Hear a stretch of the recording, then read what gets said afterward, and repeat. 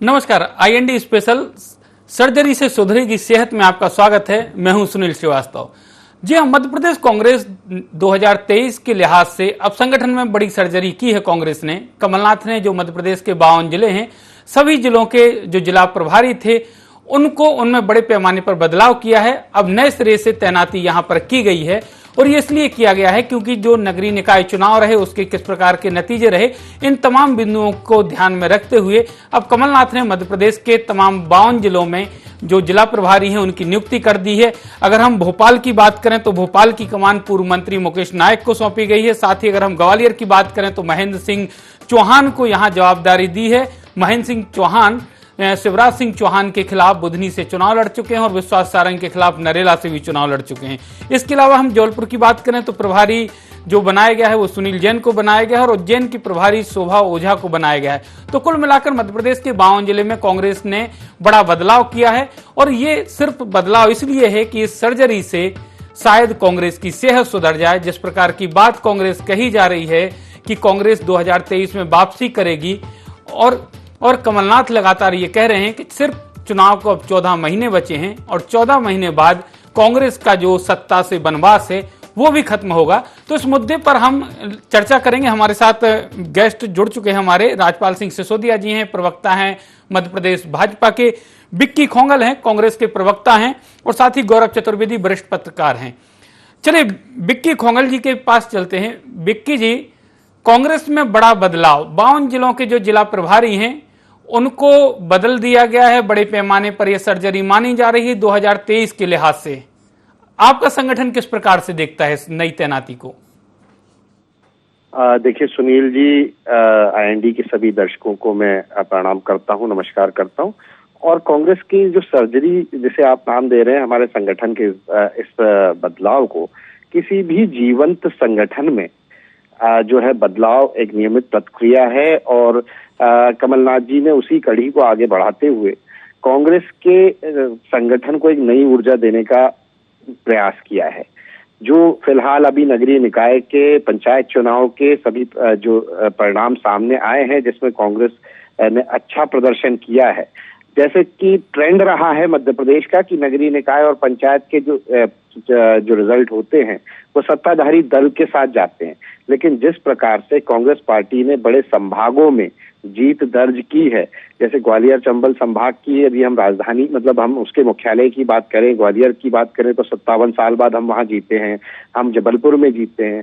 बड़े संभागीय स्तर पर हमने जीत दर्ज की है। हमने जनपद पंचायतों के अंदर करीब 167 सीटों पर कांग्रेस समर्थित उम्मीदवार हमारे जीते हैं। इससे ये जीवंत उदाहरण है इस बात का कि कांग्रेस का संगठन में कमलनाथ जी के नेतृत्व में नई जान आई है। इसके अलावा यदि संगठन के लिहाज से भी मैं बात करूं तो संगठन में हमारे सभी मोर्चा संगठन, हमारे जितने भी प्रकोष्ठ थे वो कमलनाथ जी के नेतृत्व में पुनर्जीवित हुए। हमारे बूथ स्तर तक, मंडलम स्तर तक हमारे संगठन में नई जान आई है। 18 साल की सत्ता के बाद भी जो सुदृढ़ संगठन था भारतीय जनता पार्टी को, आज हम उसके बराबर में पहुंच रहे हैं और उससे कहीं आगे निकलते हुए आपको आने वाले समय में दिखाई देंगे। ये उसी कड़ी में कमलनाथ जी का एक कदम है। लेकिन विक्की जी, जिस प्रकार से हम 52 जिलों के जो जिला प्रभारी हैं उनको भी देख रहे हैं, उनके नामों पर भी हमने गौर किया है।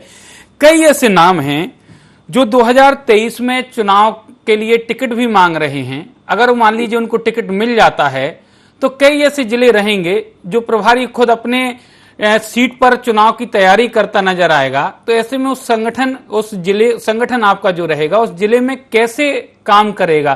क्योंकि अगर प्रभारी ही आपका चुनाव लड़ने के लिए आ जाएगा तो जिनको प्रभारी बनाया गया है, क्या ये तय हुआ है कि ये चुनाव नहीं लड़ेंगे? तय हो चुका है कि इन प्रभारियों की सूची में से जो भी लोग विधानसभा की दावेदारी करेंगे या अपने विधानसभा क्षेत्र के अंदर ध्यान देंगे, कार्य करते हुए दिखाई देंगे, लगभग 7 से 8 महीने पहले ही उन प्रभारियों की स्थान पर दूसरे प्रभारियों की नियुक्ति की जाएगी और विधानसभा की टिकट की दावेदारी करने वाले जो प्रभारी हैं वे अपने अपने विधानसभा क्षेत्र में चले जाएंगे। लेकिन मुश्किल से ऐसे 20 से 30% ही होंगे जो कि चुनाव लड़ने के लिए अपनी अपनी विधानसभाओं से दावेदारी प्रस्तुत करेंगे, चुनाव लड़ेंगे। अदरवाइज बाकी सारे यथावत रहेंगे और एंड तक जो है ये सारे प्रभारी हमें हमारी विधानसभाओं के अंदर, हमारे जिलों के अंदर जो है कांग्रेस की जीत को सुनिश्चित करने के लिए अपना प्रयास करेंगे, अपना कार्य करते रहेंगे। राज्यपाल जी, बहुत तेजी से कमलनाथ जी तैयारी कर रहे हैं, संगठन में बदलाव कर रहे हैं, 52 जिला प्रभारियों की नियुक्ति कर दी गई है। जो संगठन का काम देखेंगे इन जिलों में सर?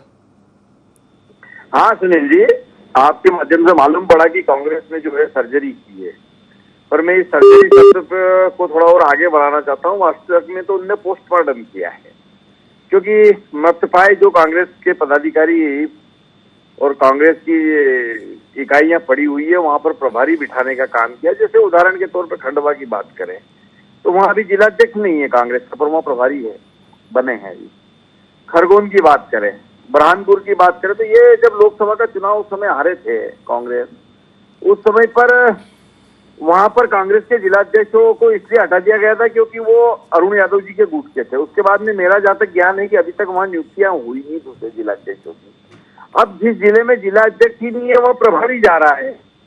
अब वो प्रभारी बिना जिलाध्यक्ष के क्या करेगा?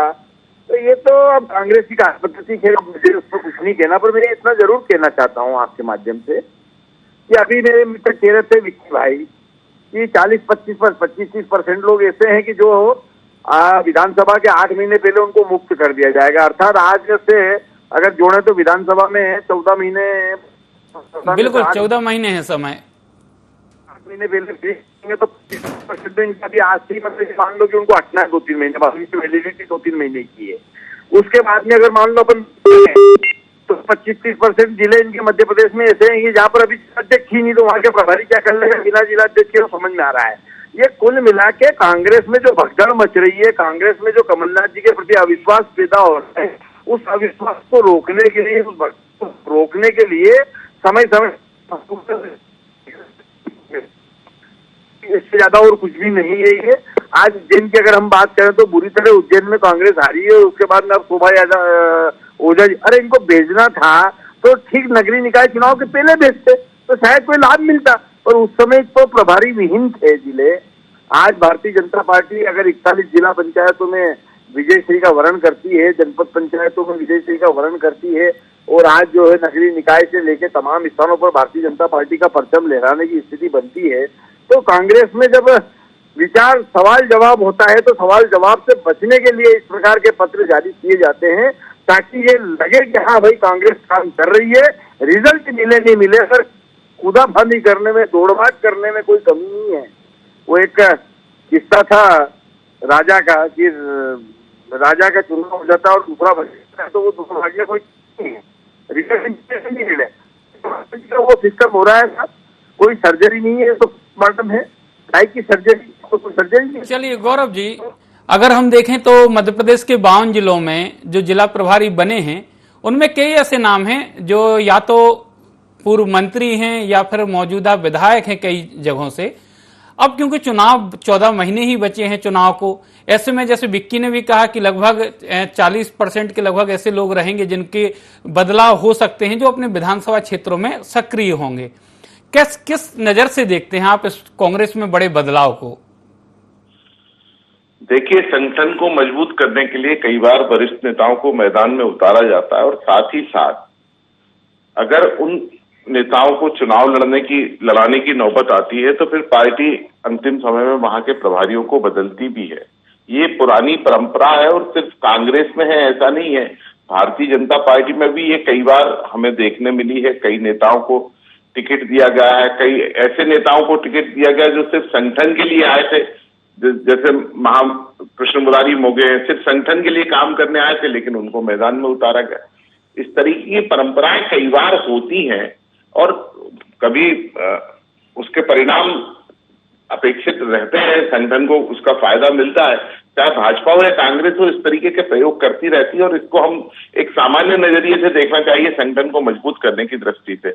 लेकिन एक बात मैं भी सुनील जी जरूर कहूंगा कि राजपाल जी एक राजा की कहानी सुना रहे थे जिनकी बहुत उछल कूद की बात की जा रही थी जी। तो वो राजा की कहानी पर जो लेख लिखा था वो भारतीय जनता पार्टी के वरिष्ठ नेता थे स्वर्गीय कैलाश नारायण सारंग जी, उन्होंने लिखा था। और उन्होंने इसलिए लिखा था कि तब मध्य प्रदेश में शिवराज सिंह चौहान की सरकार थी और वो उस सरकार के कुछ परिणामों से नाखुश नजर आ रहे थे। तो आप आज इसे कांग्रेस के ऊपर लाद दें, लेकिन इतिहास के अगर पन्नों को उठाकर देखेंगे तो ये भाजपा के ऊपर भी कई बार चरितार्थ होती हुई नजर आई। बिल्कुल सर। विक्की खोंगल जी, अगर हम बात करें तो जिस प्रकार से कमलनाथ जी जब से मध्य प्रदेश आए हैं, संगठन में बड़े पैमाने पर बदलाव लगातार हो रहे हैं, उसके नतीजे भी सामने आ रहे हैं। चाहे हम 2018 के नतीजों की बात करें या फिर अब जिस प्रकार से नगरीय निकाय में 5 नगर निगम कांग्रेस जीती है, लगातार उसके सकारात्मक परिणाम भी देखने को मिल रहे हैं। युवाओं को भी लगातार मौका दिया जा रहा है, चाहे हम कांग्रेस के मीडिया विभाग की बात करें सबसे ज्यादा, क्योंकि आप जैसे युवाओं को वहां मौका मिला। तो क्या लगता है, वरिष्ठों को और युवाओं को दोनों को साध कर कमलनाथ आगे बढ़ पाएंगे? देखिए सुनील जी, यही मूल वरिष्ठों का ज्ञान, वरिष्ठों का अनुभव और युवाओं के जोश, युवाओं के जज्बे को अगर मिश्रण कर दिया जाए तो निश्चित रूप से परिणाम अच्छे सामने आते हैं। और ये ही कांग्रेस पार्टी की विगत कई वर्षों से रणनीति रही है। कांग्रेस पार्टी भारतीय जनता पार्टी की तरह नहीं है जहां पर वरिष्ठों का अपमान करके उन्हें मार्गदर्शक मंडल में डाल दिया जाता है। और जो है हमने पिछले 2018 के चुनाव में भी हमने देखा कि मध्य प्रदेश में सबसे ज्यादा युवाओं को टिकट देने का काम कमलनाथ जी ने किया। 2018 के चुनाव से हम देखते आ रहे हैं, हमने सबसे ज्यादा युवाओं को टिकट दिया है। हमारे NSCI का प्रदेश अध्यक्ष आज विधायक है, हमारे युवा कांग्रेस का प्रदेश अध्यक्ष आज विधायक है, तत्कालीन जो कुणाल चौधरी हमारे उस समय हुआ करते थे। भारतीय जनता पार्टी ने अपने तत्कालीन युवा मोर्चा के प्रदेश अध्यक्ष को टिकट देना छोड़िए, उसके आपकी जो प्रचार समिति हो उसमें रखने लायक नहीं समझा था, स्टार प्रचारकों की सूची में स्थान नहीं दिया था। हाँ, कैबिनेट को देखिए आप, 15 महीने की जो हमारी सरकार थी उसकी कैबिनेट में 50% मंत्री युवा थे, हमारी विधानसभा अध्यक्ष युवा थी। तो युवाओं को तरजीह देना और अनुभवों का और वरिष्ठों के अनुभवों का लाभ लेना कमलनाथ जी की ये आदत है और कमलनाथ जी के कार्यशैली में दिखाई भी देता है, आपको हमेशा दिखाई देगा। इससे ये साबित होता है कि हमारे यहाँ पे इसी का नतीजा है कि कमलनाथ जी मात्र 1 साल के अंदर 15 साल की सरकार को उन्होंने उखाड़ कर फेंक दिया। और आज BD शर्मा जी को देख लीजिए, भारतीय जनता पार्टी के संगठन को आप देख लीजिए, भारतीय जनता पार्टी के संगठन में एक सुदृढ़ संगठन, 18 वर्षों की सरकार जिस संगठन के पास हो, और संगठन तो सरकार से मजबूत होता ही है, इसमें तो कोई दो राय नहीं है। ऐसा संगठन होने के बावजूद आदमी अपना प्रदेश अध्यक्ष अपना मायका हार जाए, अपना ससुराल हार जाए, अपना कार्य क्षेत्र जबलपुर हार जाए और उसके बाद बातें करते हैं बड़ी बड़ी। और इनकी प्रवक्ता देखिए कि कांग्रेस पर इल्जाम लगा रहे हैं। लगी रहती है। अगर हम बात करें, कमलनाथ जी भी छिंदवाड़ा हार गए है ना, अटल जी से लेकर इंदिरा जी तक चुनाव हारे हैं, ये हार जीत लगी रहती है। लेकिन बड़ा सवाल यही है राजपाल जी, कमलनाथ जी लगातार संगठन को मजबूत करने में ध्यान दे रहे हैं। कई बार कांग्रेस की बैठकों में भी उन्होंने लगातार बीजेपी के संगठन की तारीफ की है, बीजेपी के कार्यकर्ताओं की तारीफ की है, उनके अनुशासन की तारीफ की है और लगातार कांग्रेसियों को कहा है कि संगठन और अनुशासन सीखने की जरूरत है। अगर बीजेपी से मुकाबला है तो आप, क्योंकि कमलनाथ लगातार संगठन को मजबूत कर रहे हैं, अनुशासन ला रहे हैं पार्टी में, आपके लिए तो मुश्किल होने वाली है सर। देखिए, कमलनाथ जी जो है चिन चिन के अपने अपने लोगों को ओबलाइज करने का काम कर रहे हैं। अगर उनको संगठन मजबूत करना है तो फिर खंडवा और बुरहानपुर में जिला अध्यक्ष क्यों नहीं बना पा रहे अभी तक वो? क्योंकि वो अरुण यादव जी को महत्व नहीं देना है। तो ये अलग अलग छत्रपों को नीचा दिखाने के लिए उनके घोर विरोधी संगठन के अंदर ही जो है उनको प्रभारी बना के पहुंचाना और इस प्रकार से चिन चिन के अपने अपने लोगों को महत्व देना, इस प्रकार का वहां पे चल रहा है। वास्तविक में कोई संगठन मजबूत करने की दृष्टि से ये काम हुआ है ऐसा नहीं कह सकते। ये तो ऐसा प्रतीत होता है कि उन्होंने अपने लोगों को मजबूत करने का काम किया है। लेकिन जो एक बात तो है राजपाल जी, उसको आप भी मानेंगे, ऑन कैमरा माने या ऑफ कैमरा माने, जब से कमलनाथ जी प्रदेश अध्यक्ष बने हैं तब से इंटरनली कुछ भी हो, लेकिन हम सार्वजनिक तौर पर देखते हैं तो दिग्विजय सिंह, सुरेश पचौरी, कांतिलाल भूरिया, अजय सिंह, अरुण यादव, कमलनाथ खुद एक मंच पर कम से कम नजर तो आते हैं। इससे पहले ऐसी तस्वीरें जब कांतिलाल भूरिया प्रदेश अध्यक्ष थे या सुरेश पचौरी रहे या अरुण यादव रहे, उस दौरान ऐसी तस्वीरें कभी देखने को नहीं मिली। नहीं, ये बात सही है कि कमलनाथ जी ने सब लोगों को एक मंच पे लाने की कोशिश करी, पर क्या एक मंच पे सब आ पाए मन से? तो देखेंगे आप पाएंगे कि नहीं आ पाए। क्योंकि अगर एक मंच पे आए होते तो जिस प्रकार से पिछले कुछ उपचुनावों में हमने सीन देखे हैं, क्षत्रपों के जो हाल देखे हैं, वो नहीं होते। जैसे विगत दिनों जो है हमने ये देखा कि कमलनाथ जी जब अपने पीसीसी कार्यालय में बैठक करते हैं और बुलाते हैं तो मालूम पड़ा कि दूसरे नेता अपने बंगले पे बैठक करके और वहां पे निर्णय कर रहे हैं। तो ये कांग्रेस में जो गुटों में बटी हुई कांग्रेस है, जो खंड खंड बटी हुई है, वहां पर सिर्फ ये कोई प्रभारी की व्यवस्था और ये जो जिस प्रकार की व्यवस्थाएं आप बता रहे हैं जो करने का काम उन्होंने किया है, ये सिर्फ चुन चुन के अपने अपने लोगों को ओबलाइज करने का काम किया है। कमलनाथ जी को ऐसा लग रहा है कि अब 2023 के पहले कैसे अपने लोगों को ओबलाइज कर सके, वो करने का काम कर रहे हैं। हर जिले में अपने विश्वास के ऐसे प्रभारियों को बना के बिठाने का काम किया जा रहा है। 52 जिलों की अगर राजपाल जी, इस बात से तो मैं भी सहमत नहीं हूंगा आपकी, क्योंकि 52 जिलों की जो सूची है उसमें अगर नजर डालें तो कमलनाथ जी के भी लोग हैं, दिग्विजय सिंह जी के भी खेमे से हैं, पचौरी जी के खेमे से भी, और जो हम छत्रपों की बात करते हैं कांग्रेस में, सभी के लोग हैं। सभी लोगों को पर्याप्त मौका दिया गया है। ऐसा नहीं है कि किसी एक गुट विशेष के लोग उस सूची में ज्यादा हो सकता है कि आपने कुछ नाम जो कमलनाथ जी के हैं उन पर ही फोकस किया हो। एक बार शायद आप रिवीजन भी कर लें, ज्यादा बेहतर रहेगा। लेकिन इस बात से तो मैं इत्तेफाक नहीं रखता हूं आपकी। नहीं, निश्चित तौर पर पूरी सूची पढ़ेंगे, आपने बोला है तो।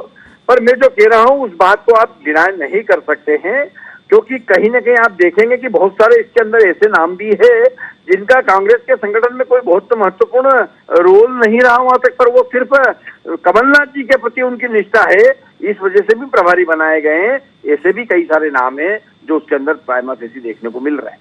गौरव सर, अगर कांग्रेस की बात करें तो कमलनाथ जी कांतिलाल भूरिया से सुरेश पचौरी जी, कांतिलाल भूरिया, अरुण यादव और अब कमलनाथ, कितना बदलाव देखते हैं इन अध्यक्षों के कार्यकाल में आप?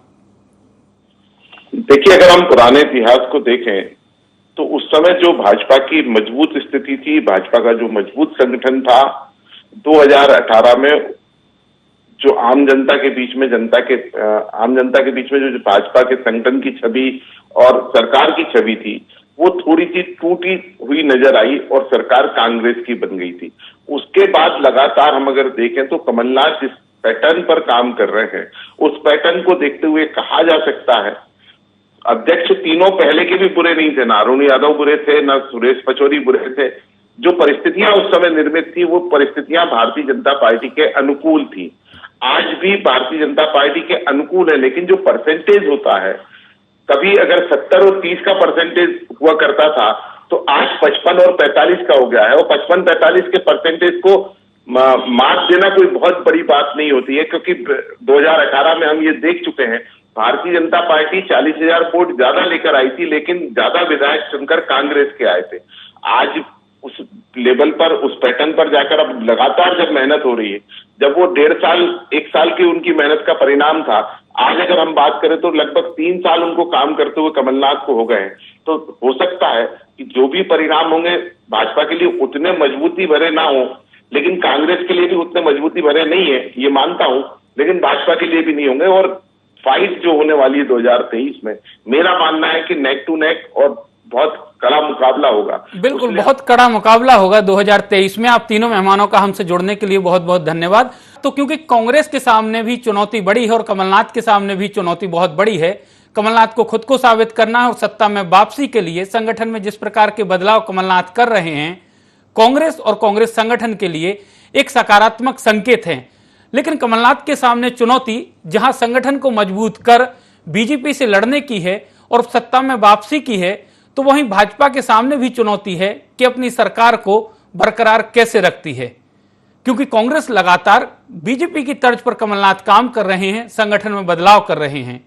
तो अब देखना दिलचस्प होगा कि 2023 में कमलनाथ के ये बदलाव कांग्रेस के लिए कितने सार्थक साबित होते हैं। IND स्पेशल में आज इतना ही। कल हम फिर किसी मुद्दे के साथ आपके सामने हाजिर होंगे। तब तक हमें दीजिए इजाजत। नमस्कार।